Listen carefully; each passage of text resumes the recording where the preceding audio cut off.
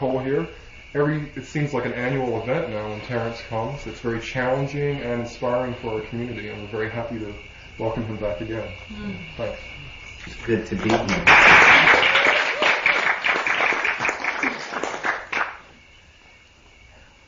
Well, this is the culmination of a dream of mine and sort of a departure from what you may be used to from me. I think inevitably this weekend will be a little more personal and maybe less cosmic than some have been, because I sort of have to open my private life to you, because what I'll be doing this weekend is basically sharing a friend. Last year I was here with Rian Eisler, but that was a marriage of ideological convenience. Not that it wasn't sincere, but we were drawn together primarily because our ideas were in congruence. Nicole and I, on the other hand, were drawn together primarily because our patterns of intoxication seem to be incongruent.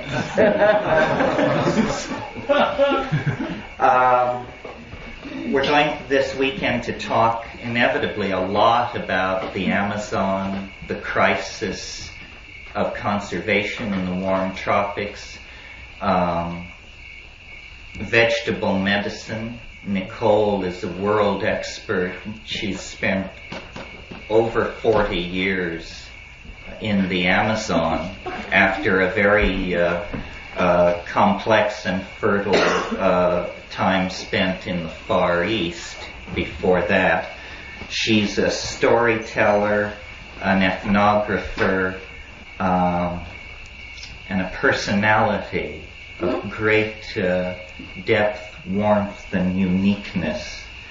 And it's a pleasure to appear here with her. I first met Nicole in 1980 when I was part of an expedition to the Amazon that involved Wade Davis of Serpent and Rainbow fame, and my brother and Dennis and some other people from the University of British Columbia. And I had read Nicole's book, The Witch Doctor's Apprentice. This tells you something. This lady got in on it so early that shaman wasn't even a word, let alone a buzzword, when the first edition of her book came out. And I quickly discovered in Iquitos in 1980 that all roads seemed to lead to Nicole. If you wanted something done, if you wanted to meet somebody, if you wanted an obstacle cleared away with the Peruvian government or the university, Nicole was the person to see. And one of my weaknesses is for characters. And I've collected them in all times and places. My charm bracelet has such peculiar specimens as Ralph Abraham, Rupert Sheldrake, Nina Wise, Joan Halifax, unique types. I mean, they threw the mold away before they made these people. And Nicole fell into that category. So, in line with that picture of our mutual love of hell-raising, I have to tell you that we stayed up much too late last night, and so we're mere shells that sit before you this evening. Yes, and some of you, I understand, are mere shells. When I really feel like a mere shell, I feel like an old wasp's nest. So what I thought we would do this evening is we want to meet each of you. This is Roy Tuckman is on vacation this month, so we have an intimate group. If otherwise we would have had a financially successful group. So we trade one breakthrough for another. But what I would like to do this evening, briefly, is go around the circle and just hear who you are and what your interests are, and maybe a statement of your expectation or your hope for the thing. Make it brief. One cannot say often enough in these situations that lack of brevity is proof of psychosis. So please bear that in mind. 50 people are looking at you and wondering how balanced you are. So this is an opportunity to lead them astray. And I'll slyly organize it so that we come around, and then it will come to Nicole last before me, and then I will tie it all up if I can. So why don't we do that just briefly? Before we start, let me say we will have 3 meetings tomorrow, one in the evening, the other 2 in the obvious slots, and 1 meeting on Sunday. And all of these meetings will either be under the teaching tree, which is immediately outside, or right here if the weather turns bad on us. Tomorrow night's meeting will be here. So why don't we just quickly go around the circle and introduce ourselves. Michael, why don't you start? Okay, hi, I'm Michael. I spend my time living here at the Ojai Foundation and at Omega Institute in New York. And Terence, his material and influences that he's been influenced by have been important to me as well. I love science fiction and I love Tai Chi. Glad to meet you. My name's Leon. I also work here. Terence changed my life, to be honest.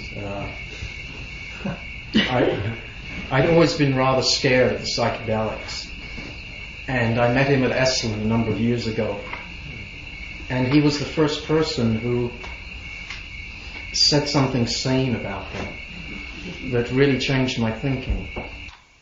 And ever since, I've been greatly stirred, really, by his ideas, and they really impacted me a lot. So I'm very thankful to be here with you again. Glad you're here, Liam. I'm Julie Wellings. I live down in the valley here. And I'm anxious to hear Nicole's story. My name's Stephen. I heard you one day on the radio about 6 months ago, and it was the first time I ever had any validation on what was going on in the other world for me. And you verbalize it when you talk about it, and it's what I experienced. So it's just it's really brought some light into my life, and I really appreciate it. That's why I'm here. My name's Elaine, and I'm here because I'm feeling a draw to shamans and get reconnected with the earth and make a contribution where I can be helped. I'm Marilyn Nicola. I'm a work scholar here at the Ojai Foundation, and I'm especially concerned about the threat to the tropical rainforest. My name is John Wymore. I'm from Albuquerque. I'm a temporary part-time staff member. I'm anxious to find out who the hell you are. Me too. I'm Joe Lasowski. I'm a painter, fine arts. I started doing psychedelics with Wheat Shoal Indians maybe 20 years ago, and I met Terence. It was like a meeting with shaman at Esalen maybe 10 years ago. My name is Christopher, and I have a interest in the Amazon and psychedelics, and very often haunted by Terence in terms of the radio and other media. My name is Nina, and I'm a performance artist and old friend. And I expect the unexpected. Yes, Nina. The man. I demand. Nina introduced me to my wife, and it's been unexpected ever since. And I'm really delighted to meet Nicole. What is a pleasure and honor. I'm Faustin Bray. With Brian Wallace, we composed Sound Photosynthesis in a band called Into It. We produced Terence and Kat and many other folks around the town that you have come to know and love. And it's great to see us here again. We were here last year with Ralph Metzner and Terence for our first time in Ohio, and I'm glad to be here again this year. Brian, music and this kind of stuff, and quite happy to be with these great characters. My name's Elizabeth. When I was 37, on my birthday, I heard a voice inside my head say, from now on everything will be in reverse. And to point it up, while I was driving about a half a mile from my house, forward gear went out and I drove home in reverse. So I feel very comfortable with the archaic revival theme. My name is Jane, and I also live in the valley, and I'm very grateful to be in your presence and looking very much forward to hearing, especially Nicole this evening. Thank you. I'm Pat Danish. I'm a painter, and I work here. I'm very curious and interested in the other parts of reality that I touch upon in working with art and the psychedelic. My name is Ingrid. I'm a work student here. I'm coming from Vienna, Austria, and I'm here in your workshop because I have heard many interesting things about Nicole and you, crazy things, and now I will find it out myself what is true about. My name is Anne, and I'm an artist, and I live in Ohio and Santa Monica, and I've heard enough that I'm fascinated by this information and looking forward to hearing more. My name is Kevin, and I came because I got somehow I got on the mailing list, and they sent me this out, and I looked through them, and this one looked really interesting. So I have no expectations. I heard Terence speak once down in Los Angeles, and that was interesting. So I'm looking forward. Well, if I'm looking forward to it, then that's an expectation. But yeah, I'm looking forward to it anyway. Welcome. My name is Gary, and I work here at the Ojai Foundation. One of my interests, I guess, would be what the source of hallucinations are, or where they come from, and what sort of structures in the mind and how they got there.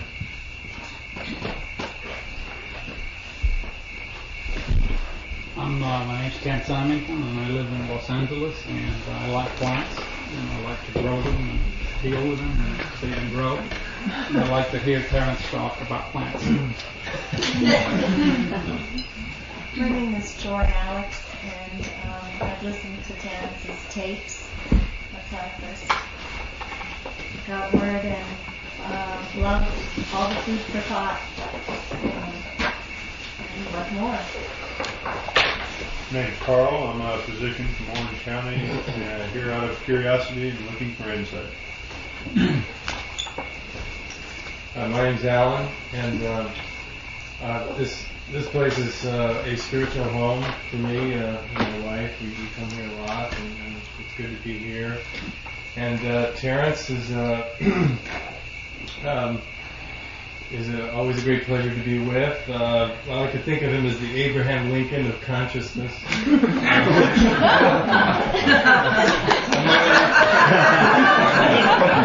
Among other things.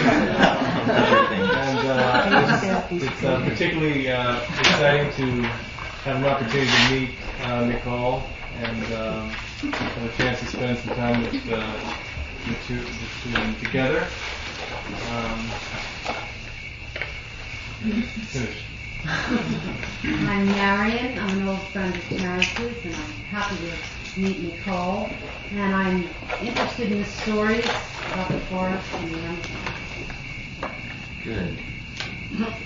My name is Randy, and I'm not familiar at all with Nicole, but I'm familiar with Terence in the Amazon, and we're looking forward to something we haven't heard yet, I guess. I think we've heard quite a bit. You've heard quite a bit already.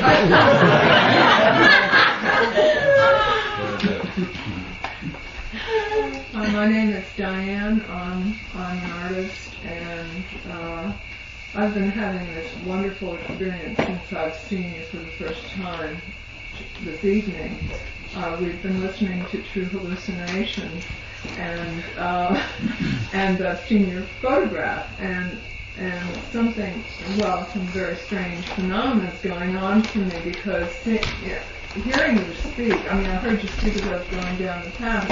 In my head, it's sort of full of your words, but it was coming from a speaker. And I don't know if I'm explaining this right, but it is a very strange phenomenon, a true hallucination. Hi, I'm Max August. I'm a therapist, and I'm interested in consciousness and what time and space and reality are all about. And it seems like you have some things to say about that. My name's Daniel Siebert, and I'm a plant grower, and I run a partnership with a girlfriend in a sweater business, and I received an itinerary of Terence's a couple of months ago, and there was an asterisk next to the Nicole Maxwell event, and down at the bottom it said, "Should be very interesting." So that's why we're here. My name is Ellen, and I design sweaters, and Daniel left out part of what he does, which is he has a magical plant business, and we're very interested in plants from the Amazon and with psychoactive effects. Yes, Daniel and Ellen have a business which is one of the few places in the United States where some of these psychoactive and medicinal Amazonian plants actually find a commercial outlet. I'm Laurel, and I'm from New Hampshire, and very much of a child to this whole consciousness thing. I'm looking for some new answers to old problems, or old answers to new problems, whichever one you get. Hi, my name is Bob. I work at the Ojai Foundation, and I've gotten a lot of different perspectives on your work from the staff here, and I found it rather intriguing.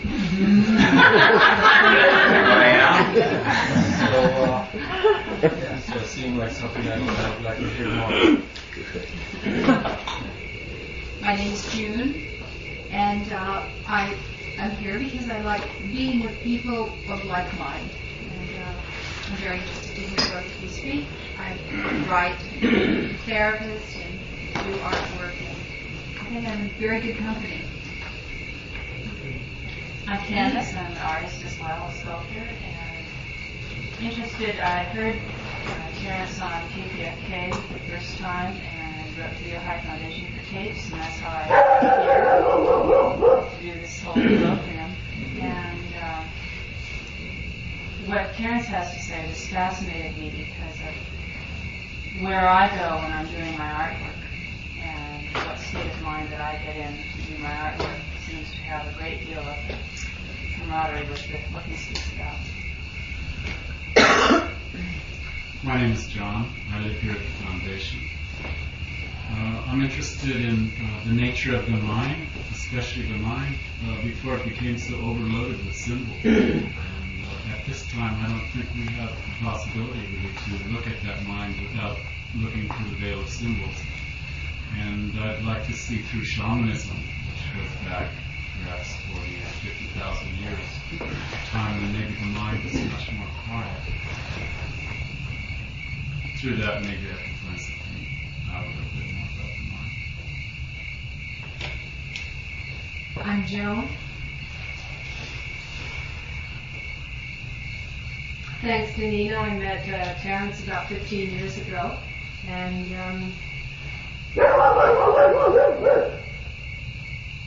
he continues to charm not only me, but an increasing number of insane people. I'm an anthropologist, and I've had a long relationship with visionary vegetables. And I'm very interested and examining in many ways, personally and in other ways, the relationship between indigenous peoples and endangered environments. I'm Gigi.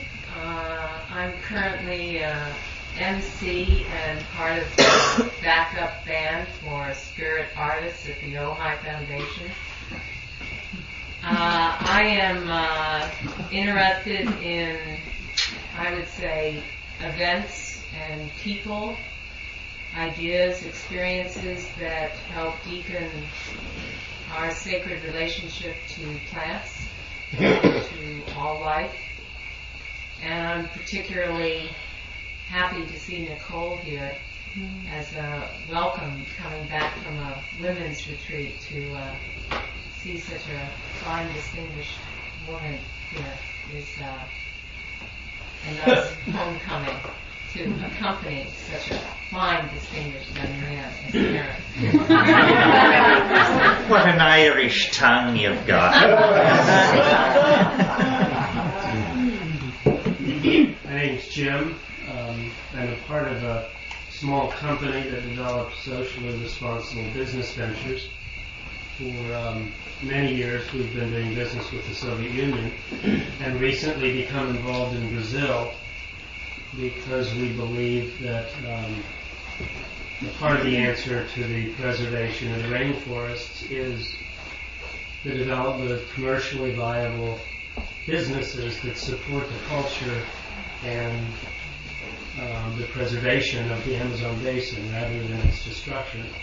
So I'm currently learning all I can about the Amazon basin to apply our business acumen to this whole task. My name is Laura Jensen. I'm a contemporary artist. I've worked with visionary substances for 20 years. From South America also. On the path and studying shamanism for the last 2 years. And I'm looking forward to your new insights. And thank you for being here.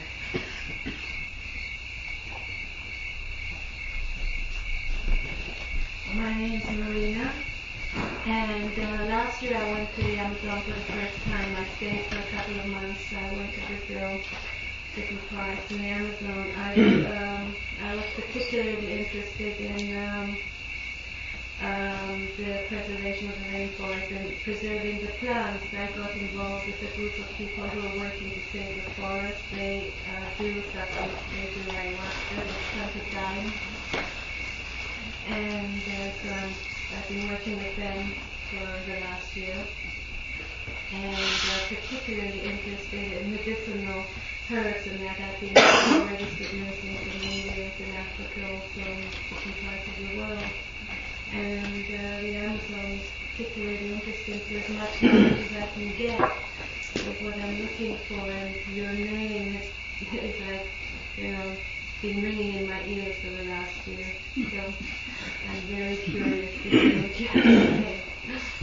I'm very glad to be here. My name is Janet. I live here at the Ojai Foundation, and I'll probably be fixing some of your meals. And I came here tonight to hear some stories. My name is Lynn Radcliffe. I've recently come from the East to join the staff at Ojai doing program work. And I'm a peace and justice activist from a long time, and that includes justice for the environment. I'm glad you're both doing your work for it. And I'm always glad to see gutsy, avant-garde, way out ahead women. So I'm really glad to see you there. You're a good role model. Thanks. My name is Pat. I live in Malibu and Cave in New Mexico. And I love the psychedelic realm, and I love to hear you speak.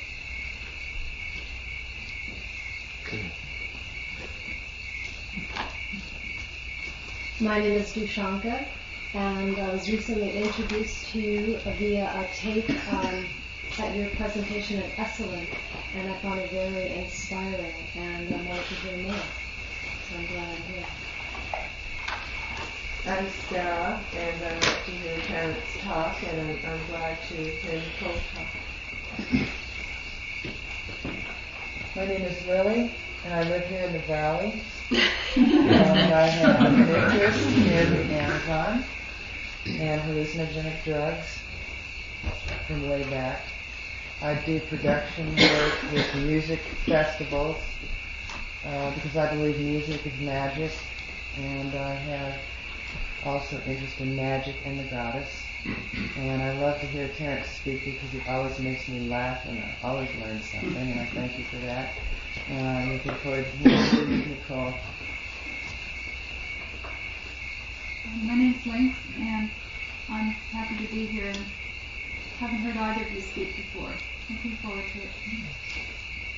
My name is Bob, and I recently heard Terence up at Esalen give a weekend series of talks, and I sent Dushanka that tape.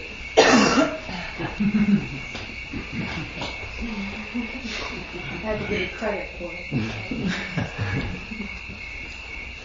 I'm Eric. I'm semi-lucid insomniac, and I'd like information. Thank you for sharing.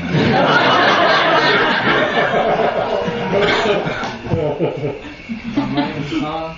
I'm a registered nurse, work in an emergency room in Ventura. Been listening to Terence for a couple of years and collecting and cultivating medicinal plants. And I'm Terry. I'm also an emergency room nurse and fascinated with Terence and eager to hear Nicole.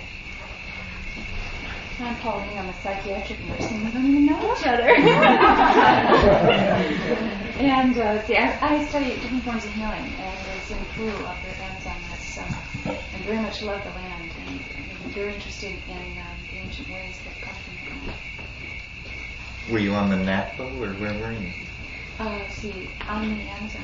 Oh, on the Amazon. Good. I'm Chandra. I'm living in Ojai now. I'm the mother of 2 daughters. I've wandered around a bit around the world. I'm interested in good ideas, in consciousness. I love plants and the forest, and I'm happy to be here. Looking forward to listening tonight. I hope we get to you. It's coming. My name is Lola, and I live here, and I'm completely interested in the unlimited expanse of human consciousness. And I love to listen to Terence as one of the astral travelers in all those realms. So I'm happy to be here, and it's a pleasure to meet Nicole as well. So Nicole, why don't you just take a few minutes and say whatever's on your mind? Well, the first thing I would say that I ought to is I never really thought too much about the out of the ordinary experiences that we all have, because they seem so natural. And I've been with so many cultures now. I first went to the Amazon region in 1948, that is, as an expedition. And that was not at all for the purpose of getting medicinal plants. I wanted some excitement. I got it. And But the one thing about that was I got hooked on jungle. It's the only thing I've ever been really addicted to. But I can't stay away too much. I get restless. And it does that to some people because, you see, it is an entity. It is not just a bunch of trees and rivers and mud and bugs. It, to me at least, and to most of the people who live in it, I'm thinking of the primitive people, it is a very definite personality. And it has power. And so that is why I have to keep going back. My first trip did it. I got into a tribe who'd never seen a white skin before. They didn't think much of it. They took my hand and went this way. And then they said something and everybody broke up, just howling. And I kept saying to my guide, "What'd they say, Alfredo? What'd they say?" And Alfredo was laughing so hard he couldn't say. But he finally dried his eyes and said, "He says, that isn't white paint, it won't come off. She's really got skin like a fish and eyes like a fish belly, and she's hideous." So that went my ideas of being the white queen of the jungle. And after that, I learned that these people were very different from other people I've known in that you could really trust them anywhere. I was with a group of heroes. They're the ones who cut off the heads of people that they kill in battle and then shrink them. It's quite an easy matter. It's nothing particularly magical. They boil the head a little bit and then make a slit up the back and peel the skin off, delicate cutting around the cartilage, and sew it up again and then fill it with hot rocks, and smaller and smaller hot rocks, and then finally sand and they sort of model it and you get a nice little shrunken head called a Sansa.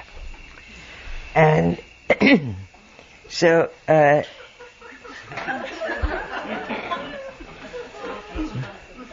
well, some people have suggested it might be rather good for me, but they were. This was my first encounter with primitives, except for a very brief one in Laos, in Indochina, as it was then. And I discovered they wanted everything I had, of course. Safety pins were the greatest, the most popular. I had fortunately somehow got the idea of taking a lot of safety pins. And since the women wear a dress that goes a piece of cloth wrapped around and brought over one shoulder, rather chic, and fastened here usually with a thorn, safety pins combining the elegance of jewelry with modern technology were a great success. And they also rather sometimes wanted cloth. They weren't so sure. I'd taken a lot of gaudy stuff in. And, but they didn't, mostly they wear brown. Stuff they weave out of the native cotton. Cotton grows all over the place. And then dye brown and make into their clothes. But I could leave everything I owned spread out because you're always getting wet in jungle, getting rained on, or your raft. I was on a raft for that one because we'd gone through some rapids you can't take a canoe through. And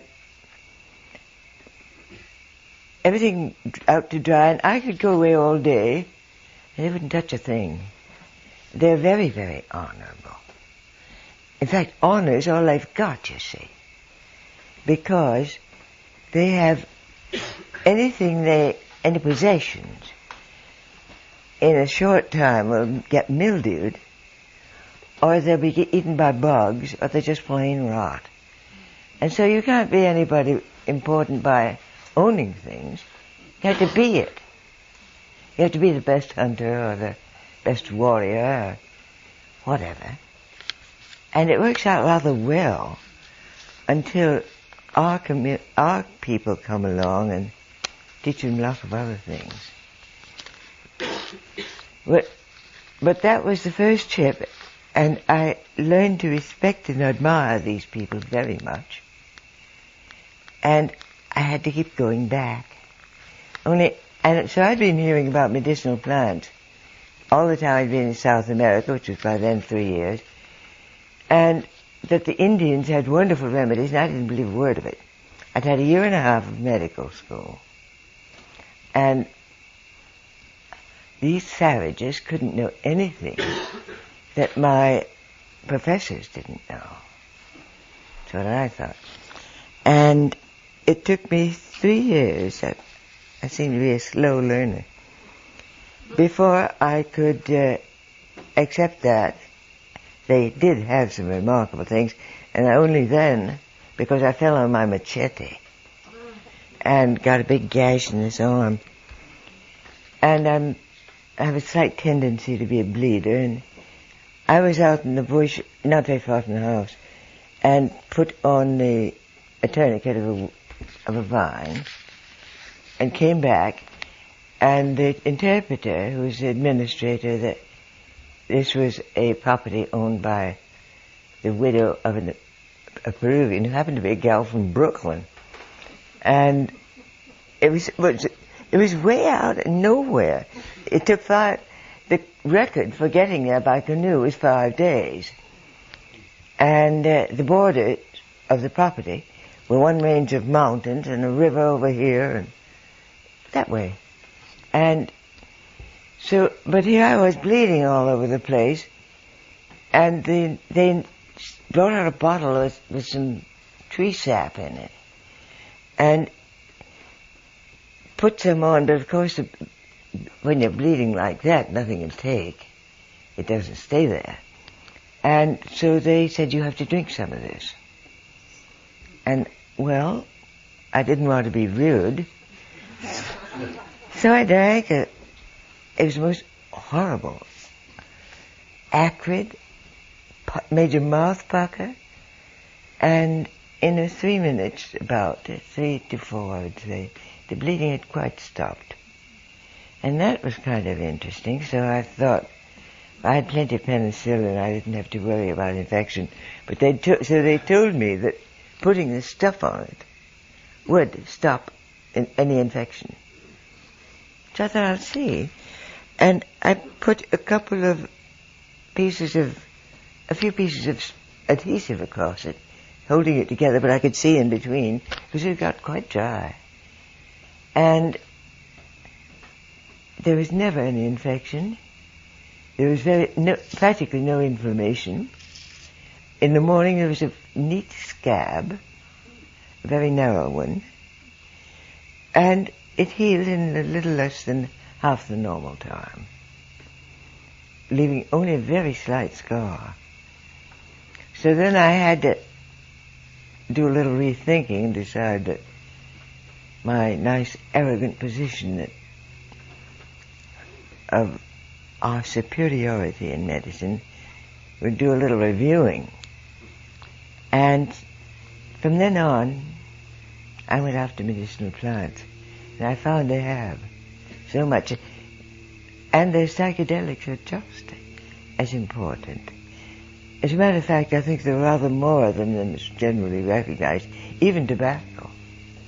Chewing tobacco and swallowing it is very hard on the stomach, but we will hallucinate. I don't recommend it, though, because there are far pleasanter ways. And they use those hallucinations so very routinely. They'll tell you, well, I didn't know what to do for my son, he was so sick, so I took ayahuasca. I mean, sometimes it was just one person alone in the jungle. And, I took any one of a dozen. And I saw a ghost tigre attack my son. That's what happened to him. Or something like that. And it is so much a part of the life that you stop thinking of those things or the medicines as particularly remarkable. They're there, and you use them as you would use soap or any ordinary thing, but with greater respect. There is a very definite need that is manifested to respect the things you use, especially the psychedelics. I remember the first time I took home a piece of ayahuasca to plant in my garden. The shaman who gave it to me was a very nice friend of mine who lives quite near Iquitos in Picuruyaco. You've been up there, haven't you? And they have it's a little village, mostly of mestizos who, being, well, most of them aren't too far from a tribe themselves, and Nouveau Civilisé is very much like Nouveau Riche. They have great contempt for the poor, and the poor in what we consider culture. And so the Indians there, there are about 8 of them, Yalwa, and Witoto mostly, and Bora. And they stuck together, and they took their things to the market and all that. And I didn't realize when I first got acquainted with them that 3 of them were shamans. And I didn't know that until one day one of them came to my house, and it was Vicente, who was quite old, and he was blind. It was very hard for him to get around, and he had to cross a river and then get on a bus or walk from Bella Vista. Is about 3 or 4 miles. And he had a little boy guiding him. It was raining. So I realized this was not just a dropping in to see a friend. And he sat down and he said, "You have to save me." And I said, "Well, what do you mean? What can I do?" He said, "They will arrest me for murder." And I said, "Whom did you kill?" And he said, "I didn't kill anybody. It's Belisario." He said, "You know, I'm a witch." I hadn't known it. And he said, "Belisario's a witch too, and he's off on a trip somewhere." He had gone up the Marañón River, and Belisario had died. He got sick and died while he was there. And he said, "You know, I know that they will say that I put a spell on him, and I sent a dart at him, and the police will come and get me and arrest me for murder." It is that matter of fact. And so I said, "No, oh no, they won't." And finally I had to say, "All right, I'll speak to the general about it. And I'll tell him you didn't do anything." And then he was at ease. But it's that much a part of it, the ordinary texture of everyday life in a great part of the population there. And so you get so that you get a little used to it, and you sort of accept it as, well, that's part of life. And I think it would do us all rather a lot of good to consider the possibilities. What do you think? Sounds good, Nicole. I'm not going to let you off the hook so easily. I want to bring a little bit of this out. Your name is really associated with in the public mind, I think, with the contraceptives that are very much a woman's secret. I remember somebody told me if I kept this up, I'd be called Contraceptive Connie. Contraceptive Connie. Not a title, I think.